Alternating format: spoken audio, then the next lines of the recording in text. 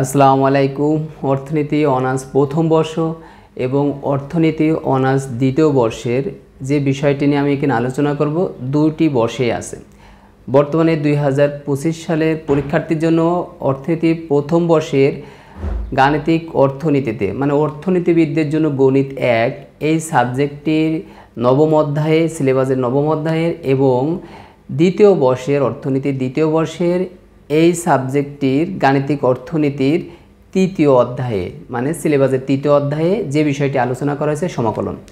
আজকে আমি লেকচার 2তে সমাকলনের যে বিষয়টি নিয়ে আলোচনা করব সেই বিষয়টি থাকছে অনির্দিষ্ট সমাকলন, অনির্দিষ্ট সমাকলনের বৈশিষ্ট্য, অনির্দিষ্ট সমাকলনের ধ্রুবক সি ব্যবহার হয় কেন। অনির্দিষ্ট সমাকলন কি? যে সমাকলনের নির্দিষ্ট মান পাওয়া যায় না তাকে অনির্দিষ্ট সমাকলন বলে।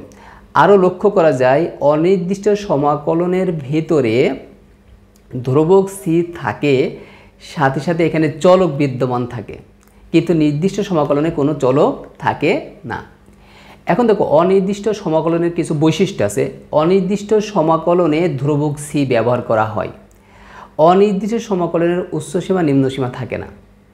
আবার অনির্দিষ্ট সমাকলনের দুইটা বৈশিষ্ট্য, এই দুইটা বৈশিষ্ট্য 1 মার্কেরও আসতে পারে। সেটি হচ্ছে যে এখানে যদি আমি একটু দেখাই, একটি বৈশিষ্ট্য আছে ইন্টিগ্রেশন। আগে বৈশিষ্ট্য আমি একটু লিখে নিই, F of X plus G of X second bracket close DX. দেখো এখানে এই ফলাফলটা যে দুটি অপেক্ষকের যোগফলের সমাকলন, দুটি অপেক্ষকের যোগফলের সমাকলন, উহাদের পৃথক পৃথক অপেক্ষকের সমাকলনের যোগফলের সমান। তার মানে আমি যদি দুটি অপেক্ষক আগে যোগ করে নিয়ে সমাকলন করি, যে ফলাফল পাবো ওই দুটি অপেক্ষক আমি আলাদা আলাদা সমাকলন করে যোগ করলে একই ফল পাবো। এই একটা বৈশিষ্ট্য। আর একটি বৈশিষ্ট্য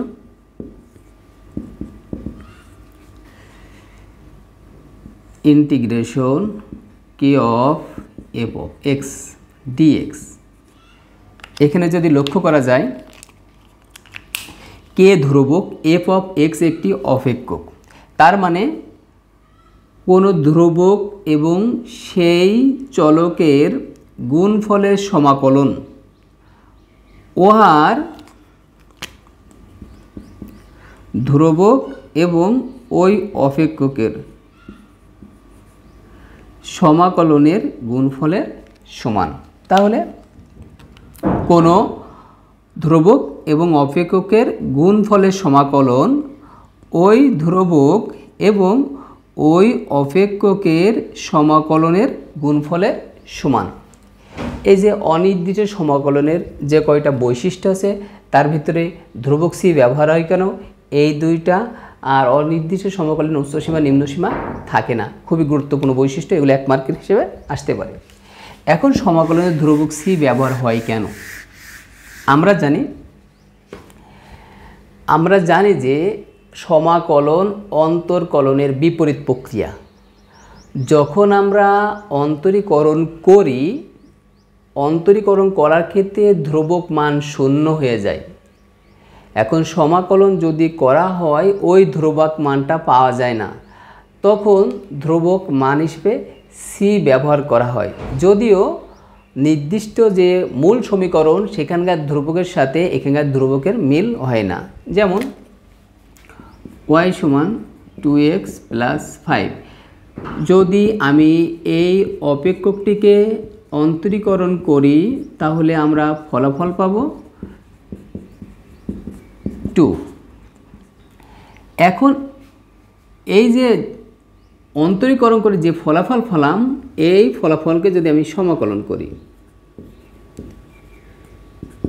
তাহলে এখানে হবে 2।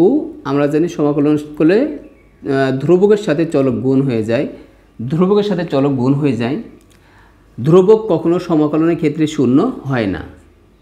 এখন দেখো আমরা অন্তরীকরণ করে 2 পেলাম, এখন 2কে সমাকলন করলে 2x পাচ্ছি, কারণ ধ্রুবকের সাথে চলক গুণ হয়ে যায়। এখানে এই যে 5 পাচ্ছে না, এর অভাব পূরণ করার জন্য ধ্রুবক সি ব্যবহার করা হয়, যদিও মানটা নির্দিষ্ট করে বলা যায় না। এই কারণে অনির্দিষ্ট সমাকলনে ধ্রুবক সি ব্যবহার করা হয়। আশা করি তোমরা বিষয়টি বুঝতে পেরেছো। এর পরবর্তী পার্টে আমি যে বিষয়টা নিয়ে আলোচনা করব সেটি হচ্ছে নির্দিষ্ট সমাকলন এবং আর বৈশিষ্ট্য নিয়ে।